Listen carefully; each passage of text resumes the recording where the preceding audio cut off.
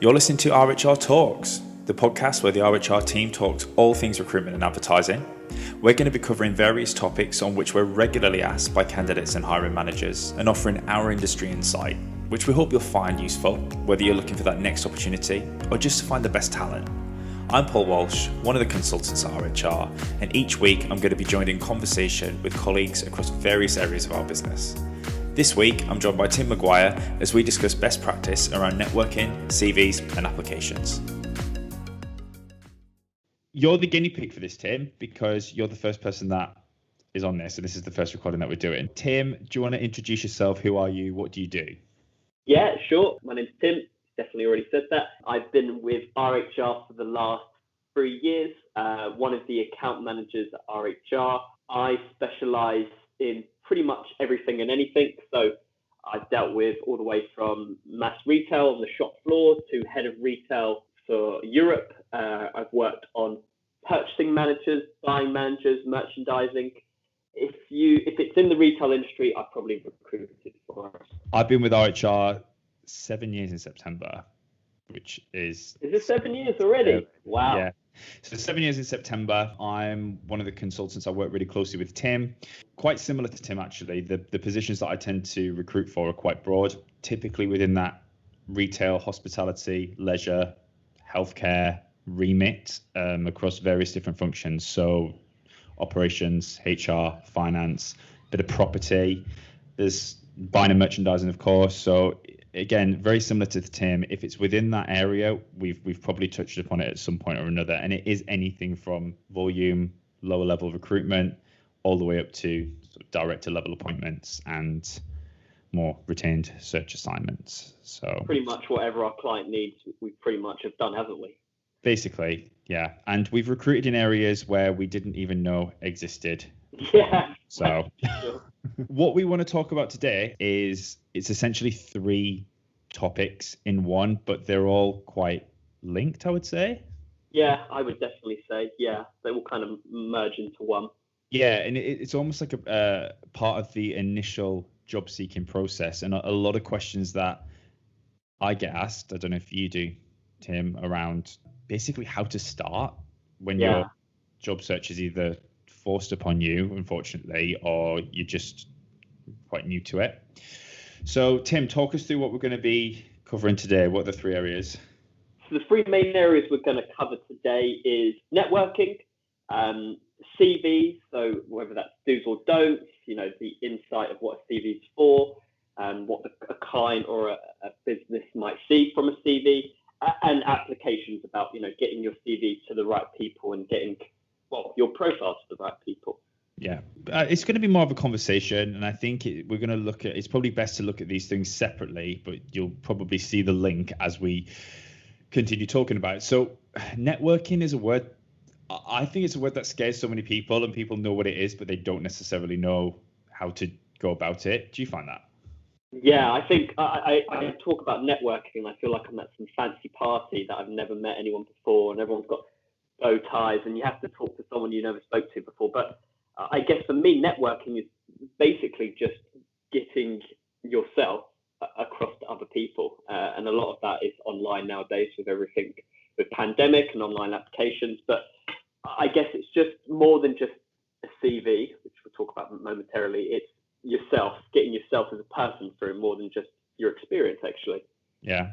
And I think networking, people sometimes assume that networking needs to be, you need to be on first name terms with directors of businesses, but really networking can just begin with your colleagues and your immediate circle of people that you work with. So I have said to people before, from a store-based perspective, let's say, for example, networking might be a conversation that you've had with someone in another store or an area manager or someone in branch merchandising that you've had a conversation once with on the phone. So it's about everyone that you've come into contact with and then beyond that. Yeah, and it's surprising, actually, because you never think about networking with the person you see for a coffee for 5 minutes when you're in store or when you're in the office. But actually, they might know people that is really key to your next job, and it might be vice versa. And everyone's got a network of people they know. They just don't necessarily draw on it, or they don't necessarily know that they have it. I'll call it a network because, again, network sounds like a really fancy way of describing who you've worked with. Instead of someone who knows someone. And it can be that simple sometimes. And one thing that we've learned is people move around. The market's incredibly fluid, and especially at the minute where there's a lot more people looking for various different reasons. So actually the benefits of building those relationships, you never know where someone is going to move to, and you never know where their career path's going to take them and how that potentially could benefit you as well. So it is quite helpful. The place where, 2021, the place where most people are growing their network, let's be honest, is LinkedIn, because it's the platform that allows people to do it. LinkedIn's not a new concept. It's been around for a long time, but I think especially when everything has had to be online and things like job fairs, networking events just aren't happening for obvious reasons, it's really important to learn how to grow your network on there. But do you want to just kind of go through LinkedIn a bit, Tim? Because that's an area that some people aren't as familiar with, or it can be quite daunting. Yeah, and I think it can be quite daunting if you've never had one or you haven't set one up. And I guess there are some simple things that we can go through. And first and foremost, it is about your profile. I treat LinkedIn as if it is an online CV with your qualifications, put a picture on view, because the psychology of having a face to a name is so important, especially when you're making applications or when you're talking to people, just seeing that. But then, of course, it's adding people. It's not, I would say it's different from like Facebook or Instagram. If you got a friend request and you didn't know them, you'd think to yourself, who's that?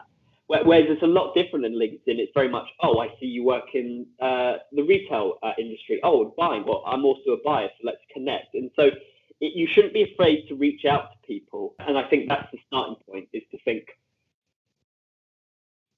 how do I get from 0 connections to 100 and those key people? Yeah, and the way that LinkedIn works is, the more people you connect in with that are obviously relevant, you then get to have access to their connections and then their connections and so on. So it's in your best interest to connect with people. But the one thing that I would say, and I did put this on an article that I wrote on LinkedIn about expanding your network, is just make sure that your connections are relevant.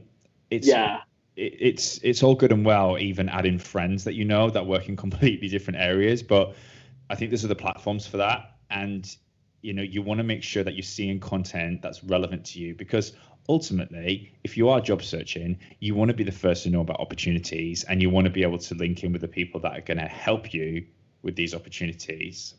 And I think that's the next step, is, of course, once you add people that are relevant, that are in your industry, you've got a profile, but how do people start viewing your profile? Because that's how it works. It could be a great page, everything's going right, but unless you start to comment on the people's posts, share posts, or even create your own, you're not going to come up on the feed, so then people aren't going to click on you. So it can seem quite daunting at first, so I've definitely maybe start off with just liking things that are in your industry, or maybe even habits or hobbies that you agree with, then commenting like thanks for sharing or really interesting. Once you have your profile and you've got everything set up like an online CV, the next important step is to get yourself out there. And so it does start by, yes, connecting with relevant people in your industry or the industry you want to go into, but then starting to like the things that you see, the posts, even comment. It seems funny, like what do you comment on something online? But it can start off with simply really appreciate you posting that poll, really interesting, or oh, I see your point of view there. And then, of course, once you get comfortable with doing that, it's maybe posting and sharing your own stuff. I've recently, in the last couple of months, started doing a lot more about psychology in the workplace and positive psychology, because that's my passion, and obviously it does tie into recruitment. But then, of course, people start to notice you. People start to connect yourself with those comments and those ideas. And that's the next big step to getting your profile up there and starting networking, is not just to be visible, but also to start mingling in an online sense. Well, I think, look, the all kind of social media platforms, they work on algorithms. So you need to tell that computer, you need to tell that that platform what it is that you want to see. And it works really similar with hiring managers as well. If you're sharing content and they're liking it, you're going to then become more relevant. And I think what that then does is allows you to see opportunities, especially in this market, that aren't going to be around for very long. We'll talk about applications in a little bit, but it is a case sometimes of putting a job on there. It might only be live there for a week, and before you know it, you've received 2,000 applications. So how do you not miss out on those opportunities? And that's through the network that you can grow yourself. Of course, yeah. And it's how do you look different to everyone else? How is your CV going to be different to the thousands of other ones, even if your experience is relevant to the role and the others aren't?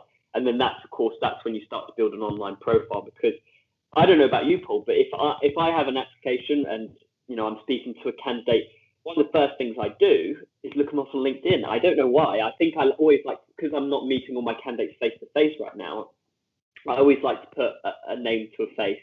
So I look them up.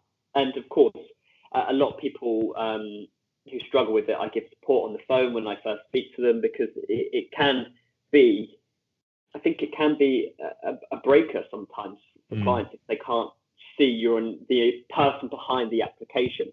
Yeah, I think it's just also about making sure that it's a communication tool as well. So as a recruiter, you know, of course, I use LinkedIn as one of my advertising tools. So I know that people within my network and people who I am engaged with, you know, it's going to be seen by a relevant user, and then obviously vice versa. You know, I'm the agent and they're seeing what I'm recruiting for. So it's more of a way to make sure that you're in this online community that's relevant.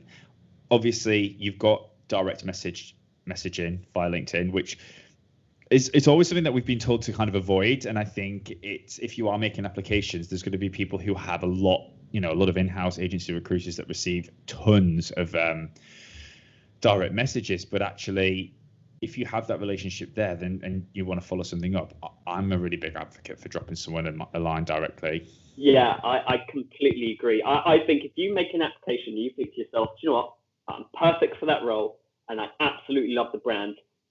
Even if you don't know them, first connect with them, and nothing wrong with sending a message. It might not even go through, just saying a message saying, hi, I know we've never spoken before, but I just applied for A, B, and C. I see that you're the hiring manager.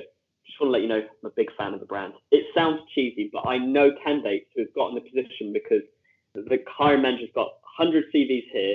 She looks at LinkedIn and goes, oh, okay, I see Paul. Oh yeah, here's Paul. And sometimes it is just that human element that puts you before other people. Let's move on and talk a little bit about CVs then, because this is really fresh in my mind, because I've just wrote a post on LinkedIn about this yesterday. So I did like and share it, don't worry.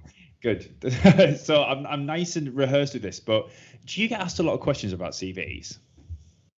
Yeah, and funny enough, I think I do now more than ever, because there are more, and the problem is between now and before the pandemic, there are more people looking for new opportunities, and there's more good people out of work. And so you have to compete.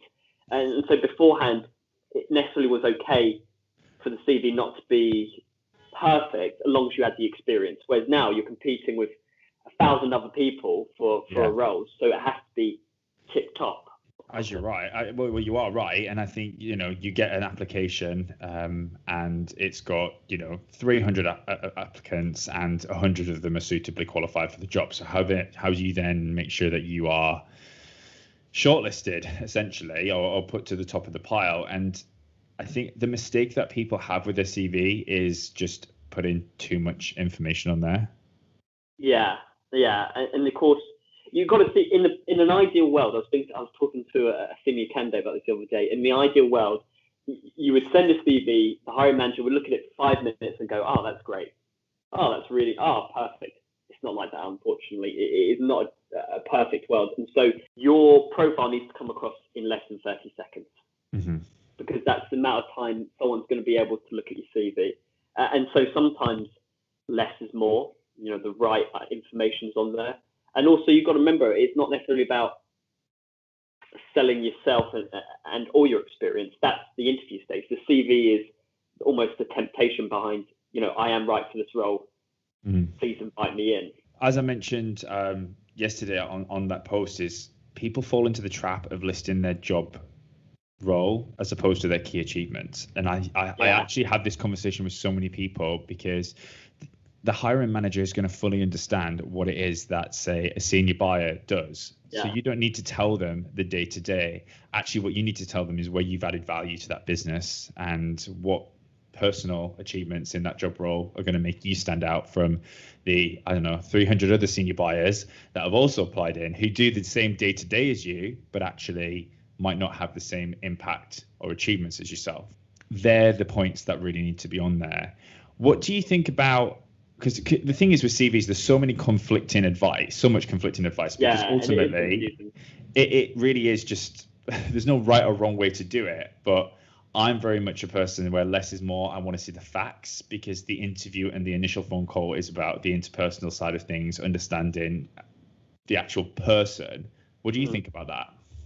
Yeah, and if you look at a CV and you see paragraphs and paragraphs of information, it's hard to pick out the key points. Whereas for me, I very much tell my candidates and support my candidates in CV writing.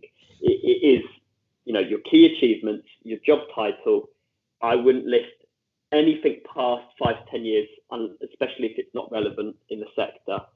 And it is very much, okay, so if you have your name, your title, your achievements, next job title. And so it is very much about, it would almost be like if you had your CV was like a stage and you had to talk about your CV in 10 seconds, what points would you come across? And I'd almost treat a CV like that, because you've got all the time and you can write, and we always recommend 2 pages. It's not like that. It has to be, okay, how quick can I get the relevant points to the hiring manager in less than 25 seconds? Yeah. And I think the main things that I look for, and I'm sure you would do as well, is, dates of employment, job title, businesses worked for. I want to see a form of progression in the moves. I'm not going to eliminate people because of it, because to be honest with you, I've actually picked up the phone and had conversation, and it shed a lot of light on some of the areas where the CV was lacking. But I think having this big paragraph of text around all your hobbies and interests and how you're personal and driven, that's fantastic. You've progressed 5 times in the last 10 years. I'm sure you are probably quite interpersonal and, driven. So I think it's just dispelling quite a lot of the fluff out of it. Yeah. And I'm a fluff kind of guy. I love hobbies.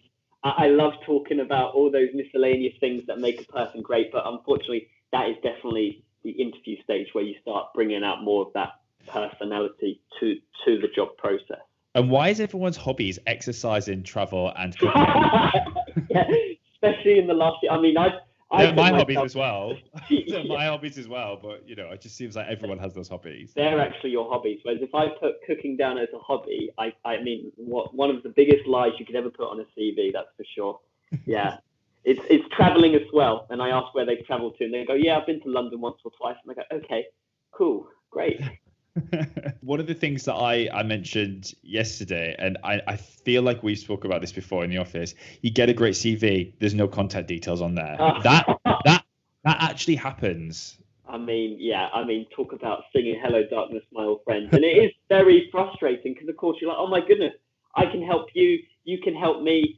And then you spend half an hour maybe like going online, typing in their name, trying to find it. And so it is really important. Telephone, email. If you want to do a home telephone, fine, but a mobile's got to be a must. Yeah, and even a link to your LinkedIn profile, again, going back to what we were saying before, because it is that most people are using. And actually, if you don't want to put as much information on your CV and you want to get the core experience, feel free to put the link to your LinkedIn, because then obviously there's images on there. You can actually get recommendations. You can be referred, endorsed for certain skills. So, integrate it, treat it like that, because as Tim said, that's the first thing that I look at. Maybe it's just out of habit. I always try and find someone on LinkedIn to see if we're connected, first of all. So it really does help. Just to summarize, it's short and sweet. Think that the hiring manager's only got 30 seconds to read everything they need before making a decision. Love the idea about LinkedIn. And I think it is just literally, it has to be if you're a store, then that is the shop window. Yeah. You're not selling all the products inside. You're just tempting someone to see or hear more. But I also think don't overthink it, because a lot of people that I speak to don't have as much confidence in their CV, but they've got fantastic experience. So there is companies that will charge you quite a bit of money to rewrite your CV. And I do have people who send me various different copies of their CV, which is always great. Happy to look at that, but just have a bit more confidence in your experience. Yeah, usually if a recruiter's on the phone, then you've got a good CV because they wouldn't have called. Yeah, exactly. And I think that's very true. So with applications, it's more of a conversation, I think, around the application process, how it's changed. And I know for a lot of people who perhaps have been with the business, their previous employer for a long time, the process of making a job application is a whole new world. And I've even seen changes in the last 12 months. I think applications is really hard because every company has their own level of applications. There's some that I see on LinkedIn, which is easy apply. There's some where you have to do a cover letter. There's ones where you have to do a cover letter CV and then they ask you 10 questions that you probably definitely put in your CV, but you have to copy and paste it or think of something new and original. And so because there's no set standard, it is hard. Just saying this to someone earlier, well, before you even start applying to jobs, I actually write down and I go through my candidates, okay, what are you looking for? Talk to me about 3 things that you look for in a company, 3 things that you look for in a job role. Because what you want to do by the end of that writing down process and creative thinking, so, okay, I really want A, B, and C in a brand, and I really want to do this in my job role. Even if you're a buyer going for a senior buyer role or anything like that, it's important to know before you start applying and sending your CV everywhere what you actually want to do. Bulk applying, because the whole idea of online applications and all of these processes is actually to make the application a lot easier for people. But then the flip side of that is that when somebody is job searching, people can get quite lazy with the search. What I mean by that is one click apply. When you are unfortunately rejected for these positions because perhaps you haven't read the job description fully or it just hasn't really been a considered application, that can have quite a detrimental effect on your motivation for the actual search. Because, you make 100 applications over a weekend of panic and then wake up on Monday morning and then you've received 99 rejects. It doesn't mean that you're not right. It just probably means that you haven't gone through the application process properly. Or you're not applying to the right things that are right for you or you're right for them. And what I would say with that is, treat application like a new one. I know it can be a bit daunting and a bit tiring sometimes, but it's simple things. For instance, if you need a cover letter and you've got a cover letter, every time you apply for a role, mention why you're interested in the employer. What is some news that you've heard recently that you really like, and list why you would be right. And you can tell between a CV, an application that has been very specific to the brand, and one that has just been sent 100 times, and you can tell, and it does make a big difference. Cover letters, there's a little bit of controversy over cover letters because some businesses think they're really old-fashioned, they're obsolete, whereas other businesses like to use them. You've just got to adapt to whatever that application process is. I know that some businesses like cover letters purely for the fact that it's more of a considered application.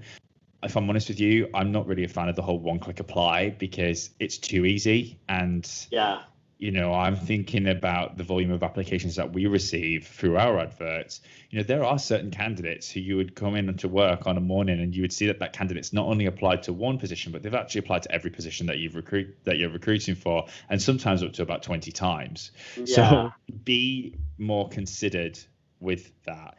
It can be quite frustrating because, again, the whole human element has been taken out of it, and I know a lot of people do feel quite rejected, I guess is the right word, when they haven't had any contact with somebody within that organization and they've received an automatically generated email. But that's really where you can try and reach out within your network for additional feedback, not necessarily saying you're going to get it because there's a lot of volume on these applications. Rejection's hard. I mean, no one's saying job searching is easy because unfortunately it's not.